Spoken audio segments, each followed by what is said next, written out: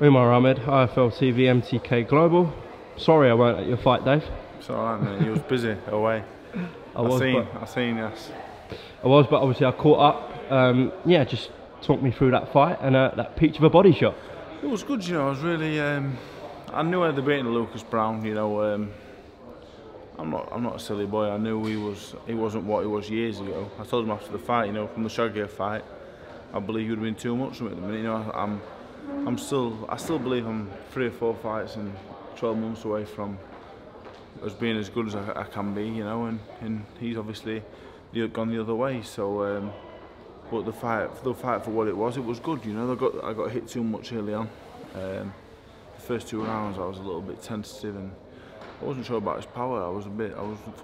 I've heard some massive punches, so you know, 2 rounds went by. It wasn't the punch that I thought it was. I started to relax and I felt like I took him out in 40 seconds once I started to relax. You know, it was pretty easy. It's a good win. You know, he's a former WBA regular title holder. Good name. But yeah, as for last week, it was good. You know, it wasn't. I expected to beat him. I expected to beat him inside 6 rounds. So it was a case of job done. You know, on to the next one. I know Barry and Eddie were saying the same thing from ringside, as they always do. What you doing, Dave? Start throwing your hands. Yep. And you let your hands go. Yeah, I knew I was going to get to him. I knew I was going to get to him 4 or 5 rounds. I was fit. I was sharp. I took him out in a one-er. I was happy. You know, it was under control. I'm not getting excited about it because, listen, I'm very happy that I won and it was nice to win and everything else. But I needed to win in that kind of fashion, you know. So now we move on to David Price now, you know. Best moment of your life so far? Not of my life, of my boxing career maybe, you know, of my life. What would that be? I hope not, otherwise I've had a pretty boring life. What would that be though? Well, nothing we can discuss on camera, but I've had some interesting evenings in my time. I think I know what you're referring to. Yeah. Well, sort of anyways. Yeah, as you said, David Price announced. We saw that clip that Coogan posted on Twitter yesterday. Yeah. That was sort of your breakout interview. Yeah, you know, I've since then I've matured a lot, you know, as a man. As a fighter then, if I'd have boxed David Price 3 years ago, he'd have knocked me out, I believe. But I'm getting the fight at the right time. Again, he's a little bit on the slide. And I'm on the way up. Like the Brown fight, I anticipate beating David Price in 2 or 3 rounds. I'm sure he has other ideas and anticipates beating me in the same fashion. He will think I'm easy to hit and there to be hit early on. And he's well known not to have the best stamina and not the best chin. It's an interesting fight, you know.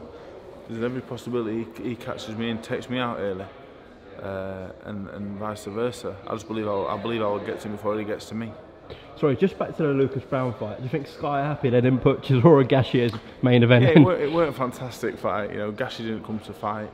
So yeah, me and Brown went down well. The crowd was. I've never seen nothing like that. Like everyone stayed after the fight for a good 15, 20 minutes and sang to me. It was lovely, you know. And Price is very popular as well.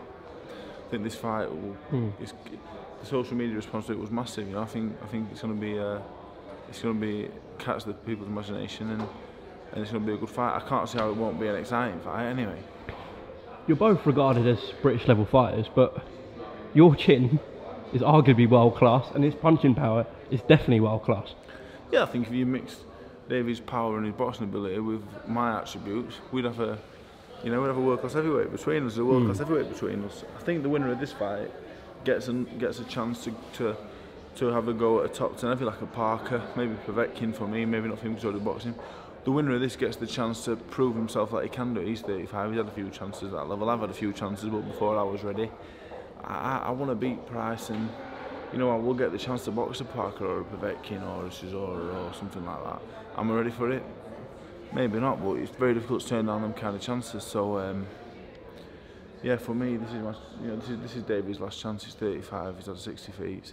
If he loses to me, it's over for him. You know, if I lose, it's a long way back, but you know, it's not the end. But a win here for me gives me options. It gives me that big fight option. It gives me the option to have a few turn-rounders and see what's what. But I want to be in the biggest fights. I accepted this fight within seconds, 3 days after the Brown fight, because I'm ready to go, ready to fight the best. Like I can anyway. I don't think David Price is the best, but he was the best option that was there for me. A big fight. If it goes your way against David Price, ideally, who are you looking at next? You mentioned Povetkin, Chisora, Parker. If you had to nail down one of them, any of them, you know. So I believe beating David and then beating one of them three would get me the Joshua fight. even Chisora. I think so. I think a lot of that's down to fan base and popularity, you know. But I think it's a million miles away. Me beating Price and a Parker or a Povetkin or a Chisora, you want good odds for that, don't you? In the first place, you know, I'm not delusional to think that, and I'm not stupid enough to think that that'd get me the Joshua fight outright. But it wouldn't put me far away, would it? So I'm just enjoying boxing, enjoying being in these big fights. I like being in big fights. Being a Povetkin or a Parker, I'd run at least 20-1 before I even put a pound on it. You know what I mean? But why not? I'm riding the crest of the wave. I'm confident. I've had 4 good wins. Let's see. Talking about Joshua, Dave, what do you make of this whole Ortiz thing? Ortiz's team saying Eddie lowballed them. Eddie's getting quite heated in America, saying he's going to expose Team Ortiz. I boxed Ortiz and it rubs me up the wrong way. All the failed drug test he had years ago, and the thing with the blood pressure thing for the Wilder fight originally. It rubs me up the wrong way because I boxed him and there was no testing for the fight, and it always makes you wonder and stuff. And the damage to my tongue will always be there. People get about my speech. A lot of that's down to my tongue being ripped apart in that fight. So it irritates me. I believe there's a reason why they're not taking this fight on short notice, because obviously they're doing certain things and they need time to get for these certain things not to show up. So yeah, I think he'll fight Ruiz or Hunter. I think they're both decent fights. Ruiz looks like shit, but he can fight. So yeah. Fair enough. All right, Dave Allen, thank you very much for a bit of your time. Yes. Is there anything you want to add? No, I just want to say hello to everybody, and I hope everyone's excited about the Price fight as I am. I think it's a really good fight. I'm really tired today. I didn't get home till 6 o'clock. I've had a really rough week. I'm not celebrating too much. Just I don't know if I believe that. Yeah, we've been busy this week. I'm absolutely knackered. How's Darren? Which one? Barker? Yeah, he's alright. Yeah, he's looking well. Yeah, we're back in. I'm back training tonight on the weights, on the running for a couple of weeks, and then back to London for a 10-week camp, I believe. Okay. Going to be any trash talking today with David Price? No, I don't think so. I saw him. I like David Price. I guess you could say I've been a fan of him over the years. And I'm a mature, grown-up man now. Who are you not a fan of? Apart from Ortiz and Tony Yoka. There's a few I'm not a fan of, but yeah, they're not in my weight division. Well, actually, one more thing. Did you see Tony Yoka's interview on Twitter that was going on? Yeah, that was laughable. the man is. I'm not a fan of Tony Yoka. Yeah, and you know that's a fight I would love down the line. I'm not saying he won't punch me in again, but I'm sure I'll get a few more bats in myself this time, so it'd be nice. What do you make of him, like sort of slating Miller about the whole scandal? I think Tony Yoka's. I think he's a really bad swear word that I'm not going to say. It's got 4 letters in. It begins with a C, and it ends in a UNN and a T. I don't like him. I know that fight does not sit right with me at all. The Ortiz fight, but the Yoka fight really gets my fucking blood boiling. But yeah. I hope Tony's very well, whatever he's doing. But he just sounds like a fucking idiot when he says things like that about Jarrell Miller. But yeah, we move on.